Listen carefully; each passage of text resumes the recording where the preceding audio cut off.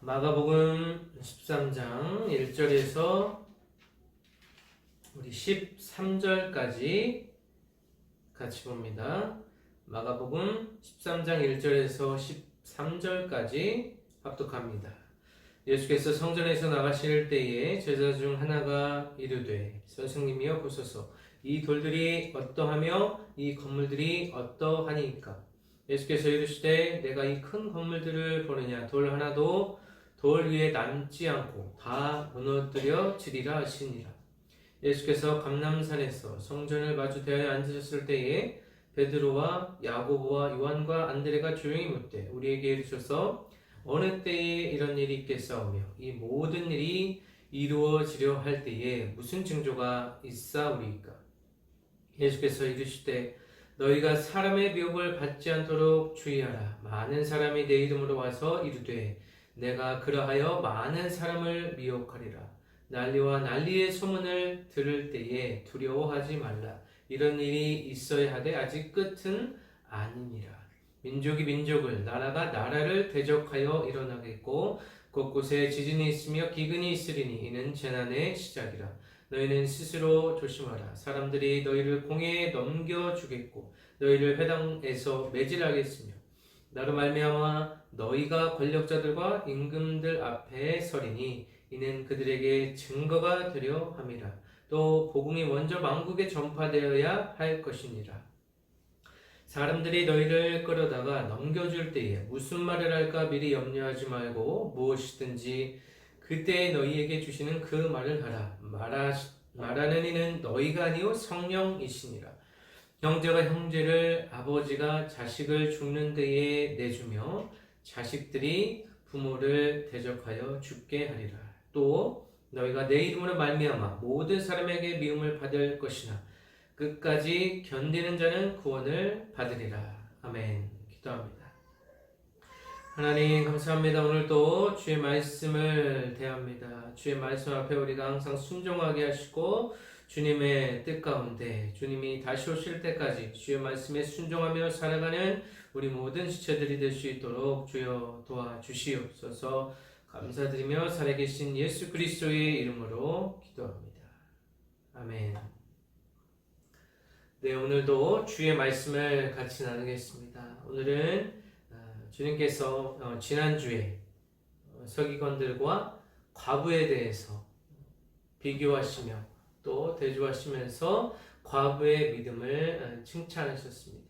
그래서 과부는 다른 사람들과는 달리 이 과부는 가난한 중에 자기의 모든 소유, 곧 생활비 전부를 넣었다는 것은 이것은 어떤 물질의 헌신뿐만 아니라 자신을 부정하고 이 무아의 상태, 자신이 없는 상태에서 하나님으로 충만하게 살아가고자 하는 이 과부의 믿음을 우리가 엿볼 수가 있었습니다. 마찬가지로 오늘날 살아가는 이 시대, 이 물질 만능주의 시대, 황금 만능주의 시대라고 하는 이 시대 가운데 우리가 살아갈 때에 우리의 모든 소유와 또 우리의 육체와 우리의 정신과 영혼이 온전히 하나님 앞에 상달되어 거룩한 산재물이 되어서 살아가는 우리들의 인생, 자신의 십자가를 지고 날마다 예수 그리스도 그 표대를 향하여 나아가는 우리 모든 성도가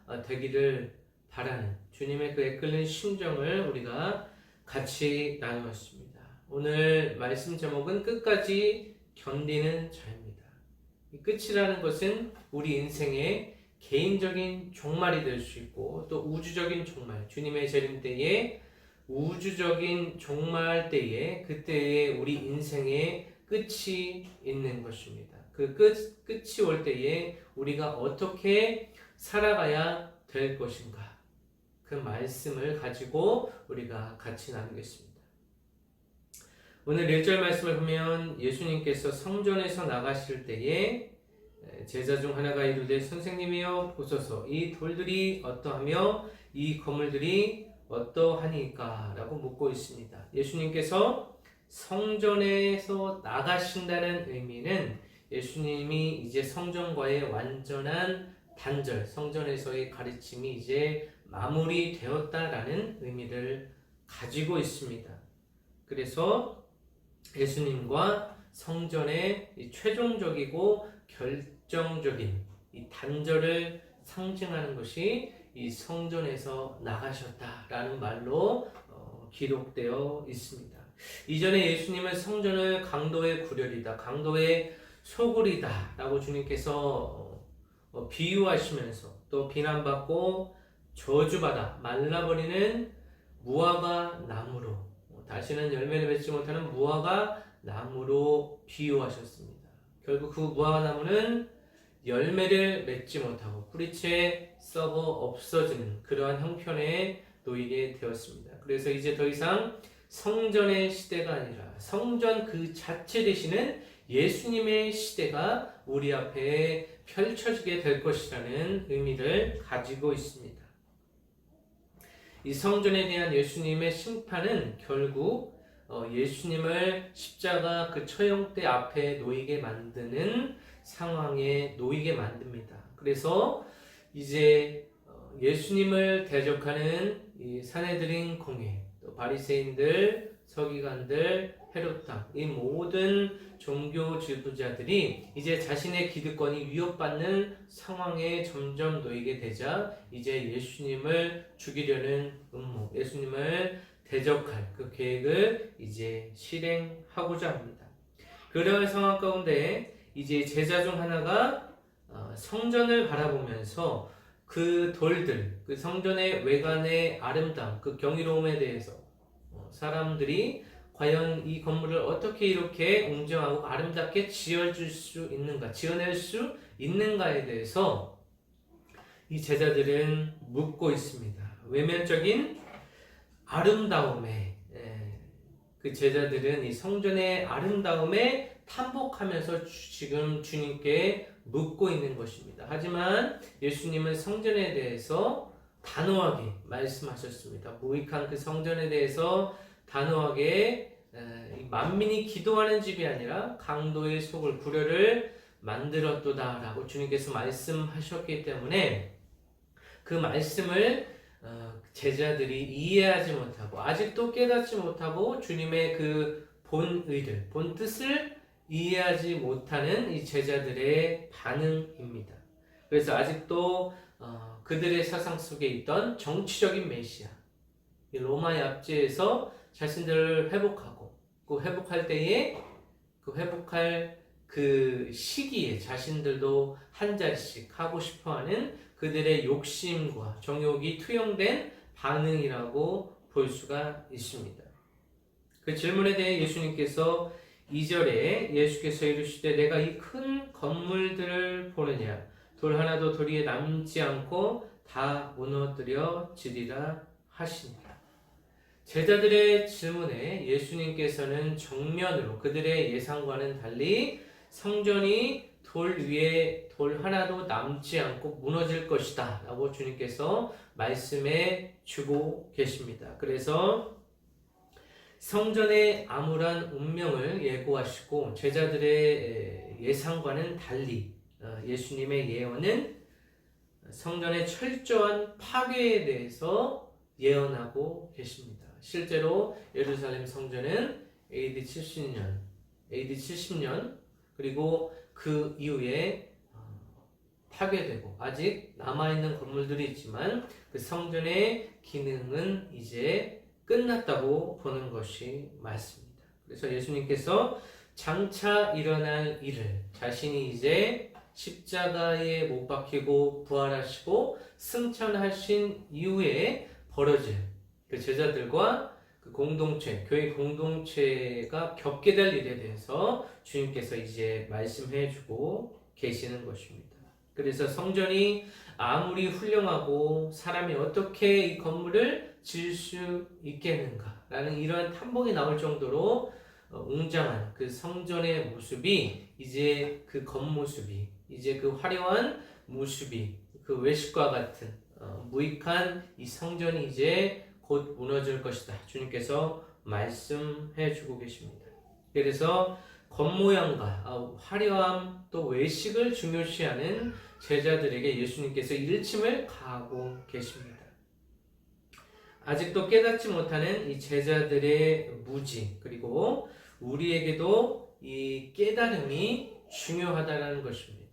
제자들이 예수님의 정체, 예수님의 신원에 대해서 수차례 예수님께서 자신의 말씀과 그 사역과 그 예수님의 가르침을 통하여서 자신을 드러냈음에도 불구하고 이 제자들의 무지함, 또 모리에 예수님에 대한 오해와 이 곡해를 통하여서 그들의 마음은 아직도 예수님이 누구신가, 예수님이 자신들에게 무슨 의미가 있는가, 자신의 삶의 방향을 어떻게 결정 지을 것인가에 대해서 이들은 아직도 갈피를 잡지 못하고 깨닫지 못하는, 마치 흔들리는 갈대와 같이, 또 우리의 마음과 같이 흔들리고 아직도 깨닫지 못하고 주님을 끊임없이 의심하는 우리의 모습과도 같습니다.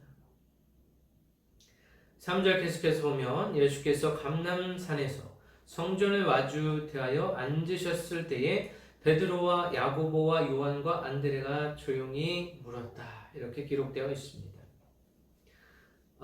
구약에서 그리고 전통적으로 이 산이라는 것은 산이라는 이 단어, 이 매개체는 종말론적인 기대를 불러일으키는 단어라고 유추할 수가 있습니다.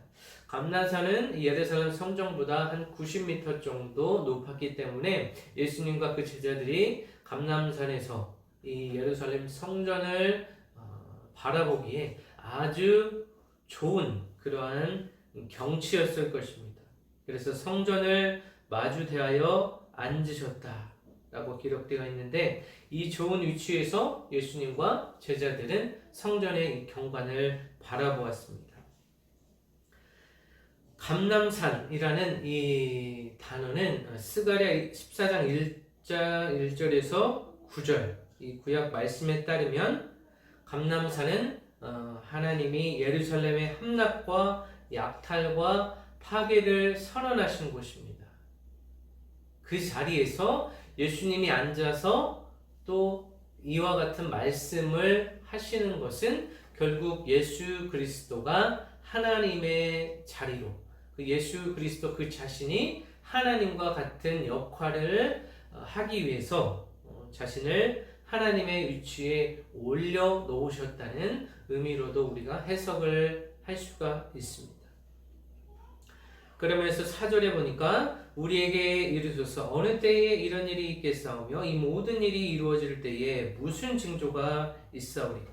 유대인들은 징조, 표적, 기사에 대해서 아주 중요하게 여기기 때문에 어떠한 징조가 일어날 것입니까? 라고 주님께 묻고 있습니다.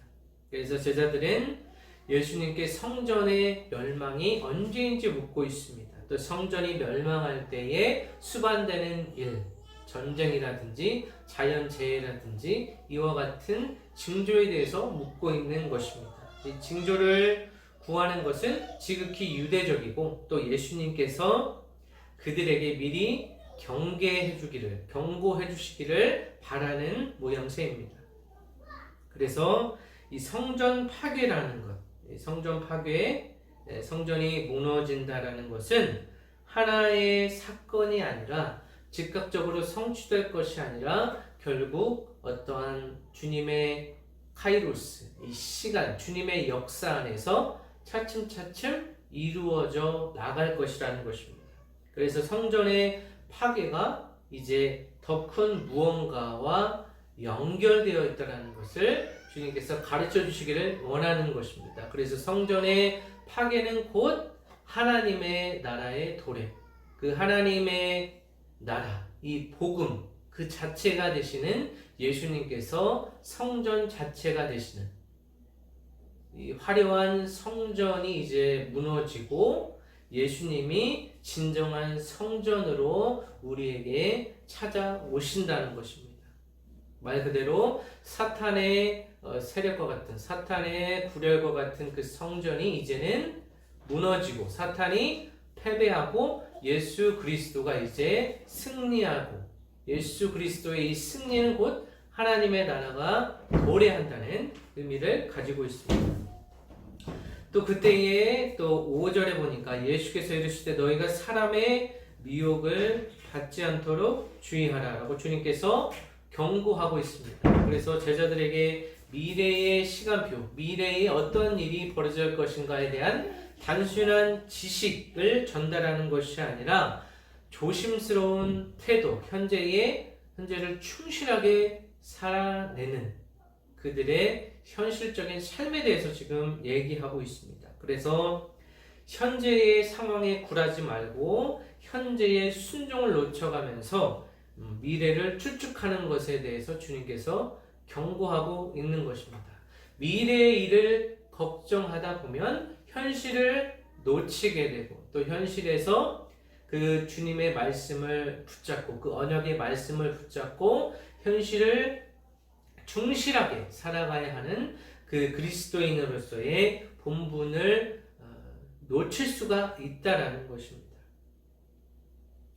그래서 이제 예수님께서 말씀하시는 것은 사람의 미혹이라고 했죠. 또 사람이 사단에 잡혀서 또 혹은 자신의 정욕에 이끌려서 모든 사람을 미혹하고 또 예수님으로부터 멀어지게 하는 그러한 역할을 이 사람들이 할 것이다 라는 것입니다.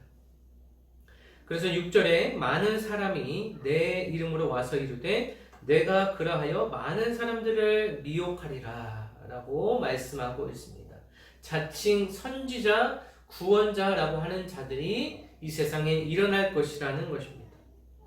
그래서 예수님의 권위를 갱자하고 예수님 자리를 대신하고자 하는 또 예수님의 권위보다는 자신의 권위를 내세우고 자신이 메시아라 하고 예수라 칭하는 자들이 곳곳에서 일어날 것이라는 것입니다.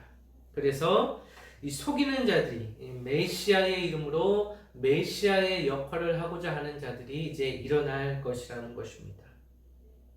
오늘날도 마찬가지로 자신을 성령이라, 자신을 예수 그리스도라, 또 자신을 하나님의 아들이라, 하나님의 딸이라, 자신을 예수라 빙자하며 살아가는 이들, 그리고 그 빙자하는 그 삶 속에 결국 그들이 원하는 것은 물질, 그들의 최종 목적은 이 돈이 되는 것이죠. 자신의 이익을 위해서 사람들을 세뇌시키고 이 종교심을 부추겨서 자신의 교리를 주입함으로써 그들을 자신의 노예로 또 그들의 모든 재산을 자신이 취하여서 결국 그들이 원하는 것, 이 자칭 메시아라고 하는 자들이 원하는 것은 돈입니다. 또 자신의 권력, 또 명예를 위해서, 또 성적인 만족을 위하여서 이 소위 이 메시아라고 하는 자들, 또 교주라고 하는 자들이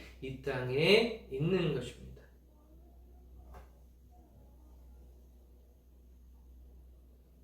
우리 7절, 8절 말씀 같이 읽겠습니다. 난리와 난리의 소문을 들을 때에 두려워하지 말라. 이런 일이 있어야 하되 아직 끝은 아니니라. 민족이 민족을 나라가 나라를 대적하여 일어나겠고 곳곳에 지진이 있으며 기근이 있으리니 이는 재난의 시작이라 라고 말씀하고 있습니다. 그래서 이 난리가 분명히 일어날 것이지만 이 난리가 끝이라고 생각해서는 안 된다. 또 이 난리 가운데 전 세계적인 이 전쟁과 혼돈이 일어날 것이라는 것입니다. 그래서 난리나 지진이나 이 기근, 흉년과 같은 것은 결국 구약에서 또 성경 전반에 걸쳐서 하나님의 심판의 수단으로 사용되어 왔습니다.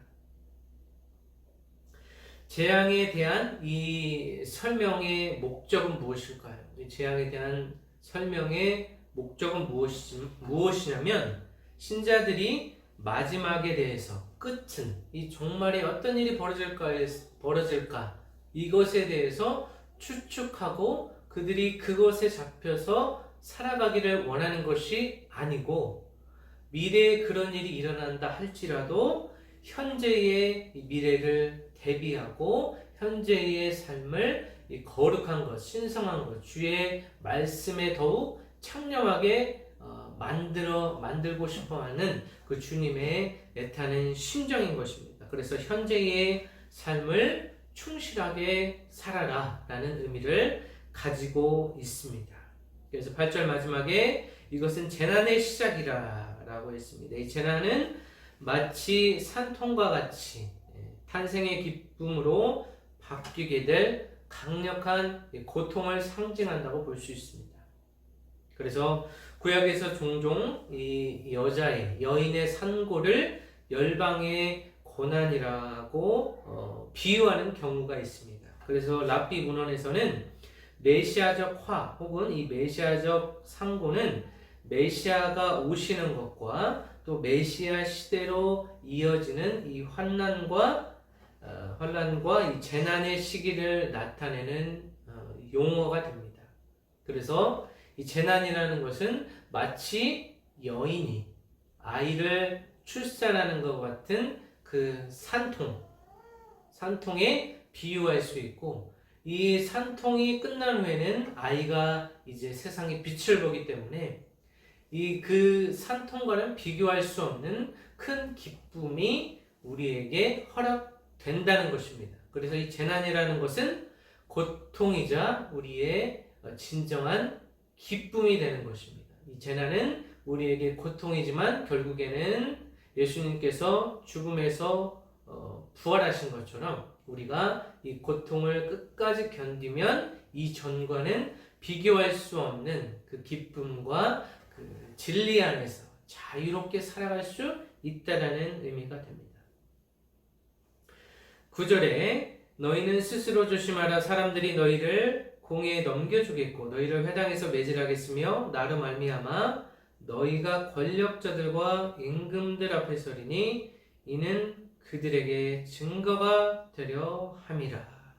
그래서 이제 예수님 이후에 핍박을 받게 될 텐데 사람들이 너희를 사내들인 공회나 이 회당에 넘겨져서 이들이 압제를 받고 감옥에 gat히고 매질을 당하고 또 권력자들 앞에 서게 될 것이다 라는 것입니다. 여기서 넘겨주다 라는 의미는 종교와 민간 법정으로 넘겨지는 것을 의미합니다. 그래서 예수님의 제자들이 재판을 위해 넘겨질 때 이제 그 가운데 너희들은 혼자가 아니라 성령께서 너희를 변호하는 성령께서 너희의 중재자가 될 것이다. 보혜사가 될 것이다 라는 것입니다. 그리고 이제 그 이후에 가족들이 분열되고 또 죽음에 넘겨주는 이러한 일이 빈번하게 이루어질 것이다 라고 주님께서 얘기하고 있습니다. 또 이 제자들은 유대와 로마 법정에서 공적인 반대에 부딪히게 될 것이고 이 공적인 반대를 너희들이 준비해야 될 것임을 나타내주고 있습니다. 그래서 우리가 기독교인의 삶에서 이러한 핍박이라는 것은 어찌 보면 당연한 결과라고 볼 수가 있는 것입니다. 이 박해와 핍박이라는 것은 우리 기독교인이 반드시 짊어지고 가야 할 우리의 한 십자가라고도 볼 수 있는 것입니다. 이 박해와 핍박, 고난과 박해는 믿는 자에게 또한 자신의 믿음을 단련할 수 있는 이 새로운 기회가 되기도 하는 것입니다. 그러면서 이제 10절에 복음에 대해서 말씀하십니다. 또 복음이 먼저 만국에 전파되어야 할 것이니라 이렇게 말씀하고 계십니다. 이 복음이라는 것은 하나님 나라를 의미하죠. 또 예수 그리스도의 선포와 또 죽음과 부활과 승천과 재림, 이것이 복음이죠. 또 이 복음으로 인하여서 사단의 세력이 종식되고 또 복음은 종말론적으로는 하나님의 심판을 또 의미하게 됩니다. 이 가운데 우리에게 요구되는 것은 회개입니다. 하나님께 반드시 회개하는 것입니다. 이 회개라는 것은 자신이 죄인임을 인정하는 것이죠. 그래서 자신의 모든 것을 주님 발 앞에 내려놓고 우리의 모든 것이 주님의 소유이고 나의 모든 허물과 죄가가 온전히 주님께서 해결해 주실 수 있다는 그러한 믿음을 가지고 나아가는 것이 회개라고도 볼 수가 있습니다.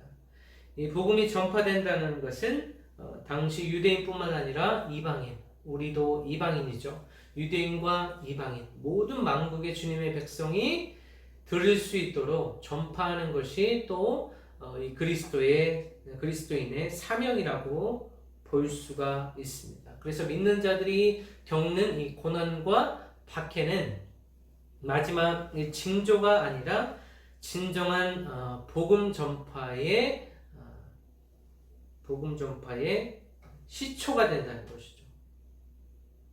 그리스도인들이 겪고 있는 이 고난과 박해는 결국 복음을 전파할 수 있는 그런 수단이 된다는 것입니다.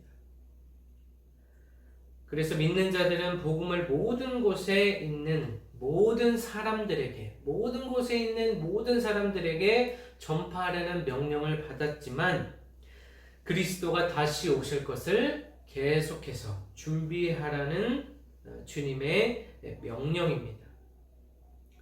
또 11절 말씀을 보면 사람들이 너희를 끌어다가 넘겨줄 때에 무슨 말을 할까 미리 염려하지 말고 무엇이든지 그때 너희에게 주시는 그 말을 하라. 말하는 이는 너희가 아니요 성령이시니라. 사람들이 핍박하고 그리스도인들의 생존을 위협하는 때가 올 것이라는 것입니다. 하지만 제자들에게 그리스도를 따르는 자들에게는 하나님의 성령이 그들을 인도할 것이라는 것입니다. 그래서 하나님의 성령, 이 성령의 인도하심을 받기 위해서는 핍박의 때가 오기 전에 우리의 일상에서 성령과 함께 살아가는 법을 배워야 한다는 거예요. 그래서 우리의 인생이 존재하는 이유 중에 하나가 성령과 동행하는, 성령과 함께 살아가는 그 일을 배우는 것이 우리 인생의 한 목적이라고 볼 수가 있겠습니다.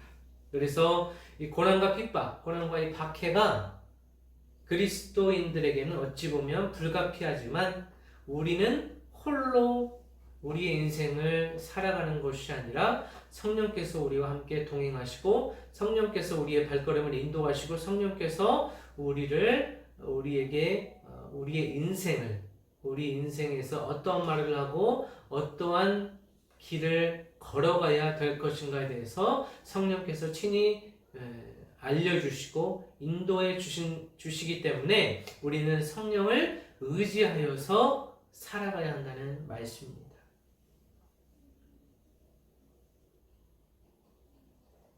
마지막 우리 12절, 13절 읽어봅니다. 형제가 형제를, 아버지가 자식을 죽는 데에 내주며 자식들이 부모를 대적하여 죽게 하리라. 또 너희가 내 이름으로 말미암아 모든 사람에게 미움을 받을 것이나 끝까지 견디는 자는 구원을 받으리라. 주님께서 말씀하고 계십니다. 복음에 순종하는 자들은 가족의 반대를 받을 수가 있습니다. 믿지 않는 가족이 믿는 자녀 또는 믿는 부모를 핍박할 수가 있는 것이죠. 그래서 가족의 불화에 대한 이 말씀은 사회적인 가치관이 붕괴된다는 것을 묘사하고 있습니다. 예수님께 전적으로 순종하고 예수님을 자신의 주인으로 모시고 살다 보면 이 당시에 황제가 오로지 이 로마 황제만이 자신들의 주인이 되고 또 이 신을 섬겨야 됐기 때문에 이러한 것들을 섬기지 않으면, 숭배하지 않으면 대중의 미움을 받고 또 황제에게 핍박을 받는 것이 당연한 이치였습니다. 그래서 특히 이 네로 황제, 대표적으로 이 네로 황제가 로마에 큰 화재가 났을 때에 이것을 이 정치적인 핑계, 정치적으로 기독교인들에게 이 책임을 전가함으로써 또 기독교인들이 큰 핍박을 받게 됩니다. 또 당시에 이제 그리스도인이 된다는 것은 곧 죽음과 또 순교를 의미합니다. 오늘날 그리스도인이라고 하면 이와 같은 핍박은 없지만 당시에는 이제 예수님 죽음 이후에 이 네로 황제 시기에 또 그 이후에도 기독교가 공인되기 전까지는 이제 이러한 핍박이 계속 지속됨을 우리가 알게 됩니다. 그래서 모든 사람에게 당연히 미움을 받고 주님께서 끝까지 견디는 자는 구원을 받으리라 말씀하고 있습니다. 이 끝이라는 것은 예루살렘의 멸망, 작은 범위에서는 예루살렘의 멸망이라고 볼 수 있고, 이 광의적인 의미에서는 인자가 다시 오실 때의 시대적 종말을 의미합니다. 그래서 이 끝까지 많은 시련에도 신실하게 주의 약속을 기억하면서 주의 말씀을 붙들며 성령의 인도하심을 받으며 끝까지 견딜 것을 주님께서 말씀하고 계십니다.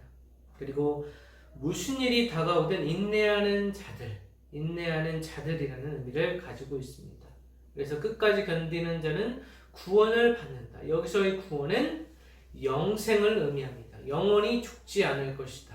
우리는 영원히 죽지 않죠. 우리가 이 땅에서의 삶이 마감된다 할지라도 그 이후에 하나님의 나라에서 우리는 하나님과 영원히 살게 될 것입니다.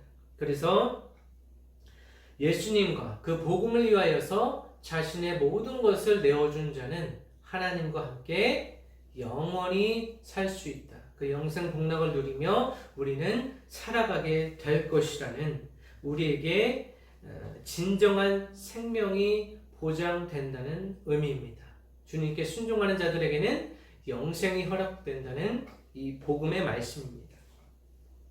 또 예수님을 위해 고통당하는 자는 궁극적으로는 실패자가 아니라 진정한 성공자이라는 것을 확신하며 인내하라는 주님의 요청입니다. 그래서 이 종말론적인 이 구원의 관점에서 바라봤을 때에 예수 그리스도를 따르는 자, 우리 그리스도인들은 현세의 종말이 다가오는 것, 현세의 종말이 다가오는 것은 의외의 사건이 아니다라고 자는 얘기했습니다. 오늘 말씀을 맺겠습니다. 오늘 말씀은 예수님의 승천 이후에 교회 공동체가 겪게 될 그러한 일들을 주님께서 미리 말씀해주고 계십니다. 또 이러한 주님의 말씀은 오늘날을 살아가는 이 종교 자유의 시대에 오늘날을 살아가는 우리 그리스도인들에게 해당하는 말씀입니다. 주님께서 하신 말씀은 예수님께서 제자들에게 누구든지 나를 따라오려거든 자기를 부인하고 자기 십자가를 지고 나를 따를 것이라. 마가복음 8장 34절 그 말씀의 연장선에 있고, 그 말씀이 계속해서 반복되며 그 말씀, 자기 부인에 대한 말씀이 확장되는 말씀이라고도 볼 수가 있습니다.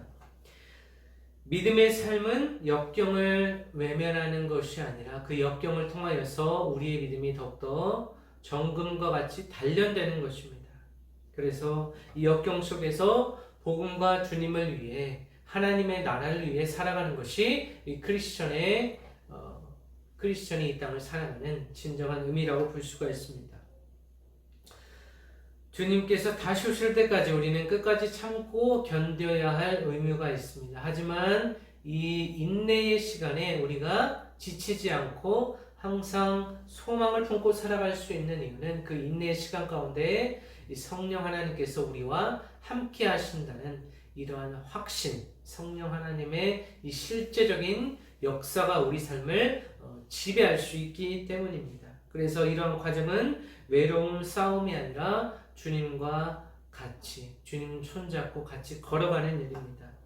그리스도인에게는 영원한 생명이 약속되어 있죠. 그래서 우리는 더욱더 담대하게 이 땅에서 이 땅의 현실에 뿌리박으며 살아갈 수 있는, 또 이 현실을 초월할 수 있는 능력이 우리 안에 내재되어 있다라는 것입니다. 왜냐하면 우리는 하나님의 형상을 받아서 그 하나님의 그 형상과 같은 모습으로 우리가 창조되었기 때문에 우리의 인생이라는 것은 결국 하나님의 형상을 회복해 나가는 그런 과정이라고 볼 수 있습니다.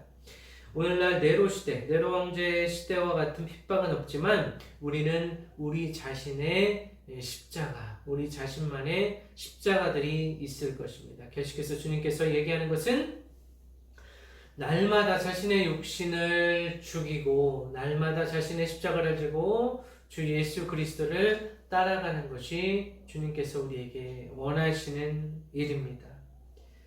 예수님이 언제 다시 오실까요? 예수님의 이 재림의 시기는 우리는 알 수 없습니다. 그 아버지 하나님만이 알고 계시지만 우리에게 더욱더 중요한 것은 이 종말론적인 이미지가 가득한 오늘 본문을 대할 때도 우리가 생각해야 될 것은 종말을 계산하는 것이 아니라 언제나 종말을 대비하면서 우리 현실의 삶을 종말에 가져다 두지 말라는 것입니다. 다시 말해서 종말의 때만을 생각하다가 지금 이 현실을 놓치지 말고 우리에게 주어진 이 현재의 삶을 충실하게 하루하루 이 세월을 아끼며 살아가는 것이 주님의 메시지라고 볼 수 있습니다. 그래서 이러한 삶을 하루하루 끝까지 견디는 자에게는 주님께서 구원을 허락하시는 것입니다. 이 구원, 영원한 생명, 또 주님과 이제 영원히 함께 거하는 그 하나님의 나라에 우리는 당당하게 입성하게 될 것입니다.